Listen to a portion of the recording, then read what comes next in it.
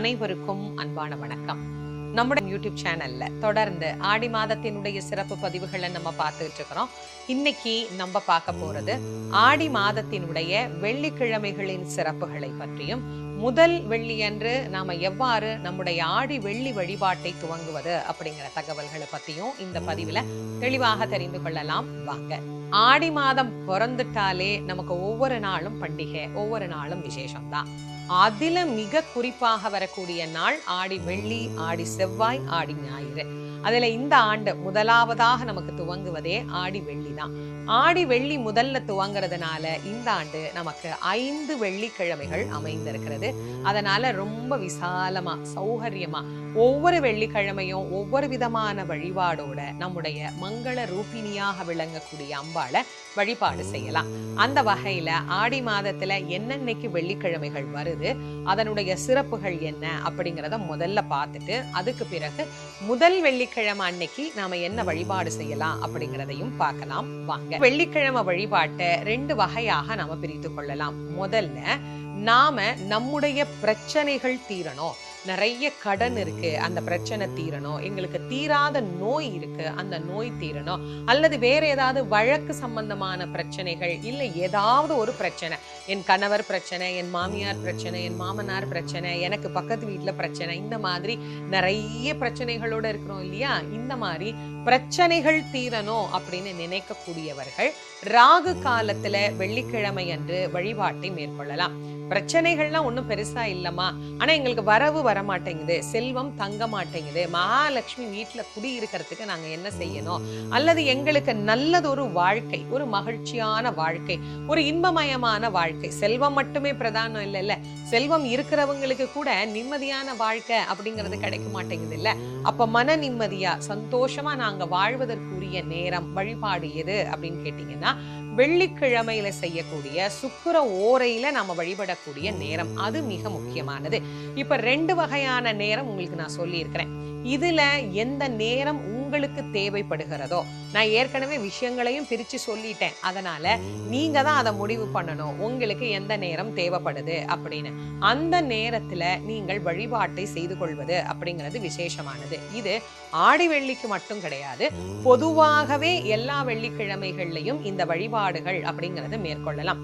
புதுசா இதுல இருந்து துவங்க போறீங்கன்னா ஆடி முதல் வெள்ளியிலிருந்து இந்த வழிபாட்டை நீங்க ஆரம்பிக்கலாம். வெள்ளிக்கிழமை விரதத்தை பத்தியும் வெள்ளிக்கிழமையினுடைய சிறப்புகளை பத்தியும் நான் ஏற்கனவே நிறைய பதிவுகள் கொடுத்திருக்கிறேன். நம்முடைய யூடியூப் சேனல்ல போய் அதெல்லாம் நீங்க பாத்தீங்கன்னா இந்த வெள்ளிக்கிழமைக்கு எவ்வளவு சிறப்புகள் இருக்கு அப்படிங்கறத தெரிஞ்சுக்குவீங்க. சரி, இப்ப இந்த நேரம் எல்லாம் சொன்னீங்களேமா, என்ன நேரம் அப்படிங்கறத எங்களுக்கு சொல்லலையே அப்படின்னா, ராகு காலம் எல்லாருக்கும் தெரிஞ்சதுதான். வெள்ளிக்கிழமை 10:30, 12 நமக்கு ராகு காலம். மற்றபடி இந்த சுக்கிர ஓரை எப்ப வருது அப்படிங்கிற அட்டவணை நான் உங்களுக்கு கொடுக்குறேன், அதையும் நீங்க பாத்துக்கோங்க. வெள்ளிக்கிழமைகள்ல சுக்கிர ஓரை அப்படிங்கிறது காலையில 6 மணியிலிருந்து 7 மணி வரைக்கும், மதியம் 1 மணியிலிருந்து 2 மணி வரைக்கும், இரவு 8 மணியிலிருந்து 9 மணி வரைக்கும். ராகு காலத்துல வழிபாடு செய்யணும் அப்படிங்கிறவங்க துர்க்கை அம்மனுக்கு நெய் தீபம் ஏற்றி அரளிப்பூவால அர்ச்சனை பண்ணி வழிபாடு செய்யலாம். கோவில்ல போய் இந்த வழிபாடு செய்ய முடியலன்னா கூட ராகு கால நேரத்துல வீட்டிலேயே நெய் தீபம் ஏற்றி துர்க்கையினுடைய நாமங்களை படிச்சு நாம அரளிப்பூவால் அர்ச்சனை செய்து அம்பாளை வழிபாடு செய்து கொள்ளலாம். சுக்கிர ஓரையில வழிபாடு செய்யணும் அப்படிங்கிறவங்க எல்லாம் மகாலட்சுமி தாயாருக்கு பால், கல்கண்டு இல்லைன்னா கல்கண்டு சாதம் இதை நெய்வேத்தியம் பண்ணி தாமரை மலர்களால அர்ச்சனை பண்ணி அம்பாளை வழிபாடு பண்ணலாம். கோயிலுக்கு போயும் நெய் விளக்கு ஏத்தலாம். கோயிலுக்கு போக முடியல அப்படின்னா வீட்டுல நம்முடைய பூஜை அறையிலேயே மகாலட்சுமிக்கு இந்த வழிபாட்டை செய்து கொள்ளலாம். சரி, இந்த வெள்ளிக்கிழமையில நாம முதல் வாரத்திலேயே நமக்கு சிவபெருமானுடைய அருளும் இணைந்து கிடைப்பது போல பிரதோஷம் அப்படிங்கிற ஒரு நாளும் சேர்ந்து வருது. அதனால முதல் வெள்ளி, ஆடியினுடைய முதல் வெள்ளி மிக மிக விசேஷமான ஒரு வெள்ளிக்கிழமையா நம்ம கொண்டாடலாம். அன்னைக்கு காலையிலேயே நம்ம வீட்டுல இருக்கக்கூடிய சிவபெருமானுடைய திருவுருவம், அது ஒரு நீங்க லிங்கமா வச்சிருந்தீங்கன்னாலும் சரி, இல்ல ஒரு படமா வச்சிருக்கிறீங்கன்னாலும் சரி, லிங்கமா இருந்தா அபிஷேகம் பண்ணுங்க, படமா இருந்தா வில்வம் சாத்தி அன்னைக்கு சுவாமிக்கு நம்ம வழிபாடு செய்யலாம். காலையில அம்பாளுக்கும் சிவபெருமானுக்கும் சேர்த்து நம்முடைய வழிபாட்டை நாம செஞ்சுட்டு பிரதோஷ விரதம் இருக்கிறவங்களா இருக்கிறீங்க அப்படின்னா இந்த நாள்ல மிக மிக சிறந்த பலன்களை அது நமக்கு பெற்றுத்தரும். பொதுவா பிரதோஷம் சனிக்கிழமை வருவது எவ்வளவு சிறப்பு வாய்ந்ததோ அது போல வெள்ளிக்கிழமை வரக்கூடிய பிரதோஷமும் மிகவும் சிறப்புக்குரியது. ஏன்னா அது அம்பாளுக்கு உரிய நாள், அம்பிகையினுடைய அருளும் நமக்கு கிடைக்கும். அதுல இந்த ஆண்டு ஆடி மாசம் வேற நமக்கு முதல் வெள்ளிக்கிழமையா அமைஞ்சிருக்கு. பிற தோஷங்களை, அதாவது விசேஷமான தோஷங்கள்னு என்னென்ன இருக்கோ அது எல்லாத்தையும் போக்கக்கூடிய ஒரு நாளாகத்தான் பிரதோஷம் அப்படிங்கிற ஒரு நாள் அமைந்திருக்குது. பொதுவா பிரதோஷத்தை பத்தி நாம படிக்கிற போதும் சரி, அல்லது பிறர் சொல்லும் போது அதை நம்ம கேட்கிற போதும் சரி, அந்த நாள்ல சிவபெருமானுடைய அனுகிரகம் பரிபூர்ணமா கிடைக்கும் அப்படின்னு எல்லாருக்குமே தெரியும். பிரதோஷம் அப்படிங்கிற ஒரு நாள் தேவர்களுக்காக சிவபெருமான் ஆலகால விஷத்தை உண்டு தேவர்கள் செய்த வழிபாட்டை, நன்றிக்காக அவங்க செய்த அந்த வழிபாட்டை ஏற்றுக்கொண்டு தர்மத்தின் ஸ்வரூபமாக விளங்கக்கூடிய நந்தியினுடைய 2 கொம்புகளுக்கு நடுவே நர்த்தன தரிசனம் கொடுத்த ஒரு அதி அற்புதமான நாள். அப்ப நம்மளும் வாழ்க்கையில எவ்வளோ விஷயங்கள்ல தப்பு பண்றோம், எவ்வளோ விஷயங்களை கடந்து இறைவன் கிட்ட போய் நம்ம சரணாகதி அடைகிற போது நமக்கு ஏற்பட்டு இருக்கக்கூடிய தோஷங்களையும் இறைவன் நீக்கக்கூடிய நாள்.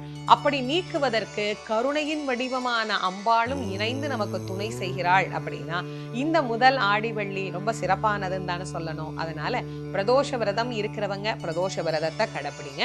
பிரதோஷ விரதம் நாங்க இருக்க மாட்டோமா அப்படிங்கிறவங்க எல்லாருமே இந்த ஒரு நேரத்தை ஞாபகம் வச்சுக்கிட்டு வழிபாடு பண்ணுங்க.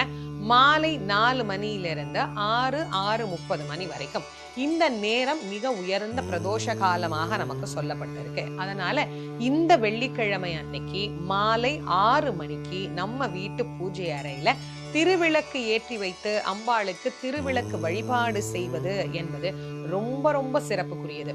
வெள்ளியும் அதோட பிரதோஷமும் இணைஞ்சு அப்பதான் நமக்கு அந்த பிரதோஷ காலம் பூர்த்தி ஆகக்கூடிய நேரம். இதுல சகல விதமான தெய்வங்களுக்கும் நாம் செய்யக்கூடிய பூஜை தான் திருவிளக்கு பூஜை. திருவிளக்கு பூஜையை பத்தியும் நான் நிறைய பதிவுகள் கொடுத்திருக்கேன். எளிமையா உங்க வீட்டுல நீங்க வச்சு வழிபடக்கூடிய திருவிளக்க வச்சுக்கிட்டே அந்த திருவிளக்குக்கு எளிமையான குங்குமார்ச்சனை, அக்ஷதையினால அர்ச்சனை, ஒரு சின்ன நெய்வேத்தியம் செஞ்சு வச்சு அம்பாளை நீங்க வழிபாடு பண்ணீங்க அப்படின்னா உங்களுடைய இல்லத்துல சகல விதமான சௌகரியங்களும் எல்லா விதமான நன்மைகளும் நமக்கு கிடைக்கும். இந்த திருவிளக்கு பூஜையை நம்ம வீட்டுல இருக்கிற ஒரு 4-5 பேர் சேர்ந்து செய்யலாமா அப்படின்னா தாராளமா செய்யலாம். நம்ம வீட்டுல யாருமே இல்லைங்க, நாங்க ஒருத்தவங்க தாங்க இருக்கிறோம், நாங்க செய்யலாமா அப்படின்னா செய்யலாம். நம்ம குடும்பம் நல்லா இருக்கணும், நம்ம பிள்ளைங்க நல்லா இருக்கணும் அப்படின்னு ஒரு தாய் நினைக்காம வேற யார் நினைக்க போறாங்க? அதனால தாராளமா செய்யலாம். இந்த திருவிளக்கு பூஜையை முதல் வெள்ளிக்கிழமை அன்றைக்கு நீங்க துவங்குறதுக்கு முன்னாடி காலையில கோவிலுக்கு போயிட்டு அம்பாளை வழிபாடு பண்ணிட்டு வந்து நீங்க தொடங்கலாம். அப்படி இல்லையா காலையில போக முடியலன்னா மாலையில இந்த திருவிளக்கு வழிபாட்டை நம்முடைய வீட்டுல செஞ்சுட்டு அதுக்கப்புறமா கோயிலுக்கு போய் அம்பாளை வழிபாடு பண்ணிட்டு வரலாம். ஏன்னா வெள்ளிக்கிழமை நாட்கள்ல நம்ம வீடுகள்லயே நம்ம மங்களகரமாக இந்த வழிபாட்டை செய்து கொள்ளுகிற போது அம்பிகையினுடைய அருளை பரிபூரணமாக நாம பெற்று மகிழலாம். ஆடி மாதத்தினுடைய முதல் வெள்ளிக்கிழமை அன்று நாம் செய்ய வேண்டிய சிறப்பான வழிபாடு என்ன அப்படிங்கிறத முதல்ல நாம திருவிளக்குல இருந்து துவங்குவோம். ஏன்னா விளக்குல பாத்தீங்கன்னா மகாலட்சுமி, சரஸ்வதி, அன்னை பராசக்தி 3 பேரு, அவங்களோட சேர்த்து சிவபெருமானும் இருக்கிறார், பிரம்மதேவனும் இருக்கிறார். அதுக்கப்புறமா கருணை கடலாக வாரி வாரி நமக்கு செல்வங்களை வழங்கக்கூடிய நாராயணரும் அதுல இருக்கிறார்.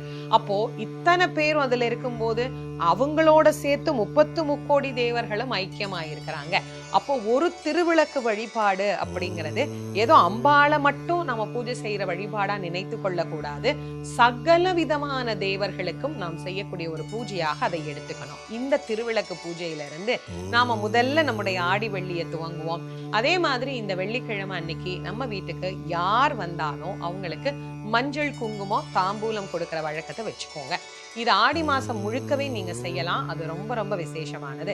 என்னமா கொடுக்கணும் அப்படின்னா நிறைய பெருசாலாம் ஒன்னும் நான் லிஸ்ட் சொல்ல போறது இல்ல. எளிமையா 2 வெத்தலை பாக்கு, மஞ்சள், குங்குமம், ஒரு 5 ரூபாயோ 10 ரூபாயோ காசு வச்சு கொடுங்க. இதுக்கும் மேல நிறைய பேருக்கு நல்ல வசதியா நாங்க இருக்கிறோங்க அப்படின்னா நீங்க இந்த மங்கள பொருட்கள்னு நம்ம சொல்றோம் இல்லையா, சீப்பு, கண்ணாடி, வளையல், ஒரு ஜாக்கெட் பிட்டு, இந்த மாதிரி மங்கள பொருட்கள் வச்சுக்கோங்க. ஆடி மாசத்துல யார் நம்ம வீட்டுக்கு வந்தாலும் அவங்களுக்கு அதை கொடுத்து அனுப்பக்கூடிய வழக்கத்தை வச்சுக்கோங்க. நான் எளிமையாவும் சொல்லியிருக்கிறேன், வசதியா இருக்கிறவங்க செய்யறத பத்தியும் நான் சொல்லியிருக்கிறேன். நீங்க எப்படி இருக்கிறீங்கிறத நீங்க முடிவு பண்ணிக்கோங்க. 5 ரூபாய் இல்லைங்க, 1 ரூபாய் கூட நாம வச்சு கொடுக்கலாம். மஞ்சள் குங்குமம் கொடுக்கறது தான் மிக மிக முக்கியமானது. அதனால வெள்ளிக்கிழமை வீட்டுக்கு தேடி வரக்கூடியவர்களுக்கு அதையும் நீங்க கொடுத்தீங்க அப்படின்னா இன்னும் நம்முடைய வீட்டுல அம்பிகையினுடைய அருள் ஆற்றல், நம்ம வீட்டினுடைய இறை சக்தி அப்படிங்கிறது மேலும் அதிகரிக்கும். வணக்கம்.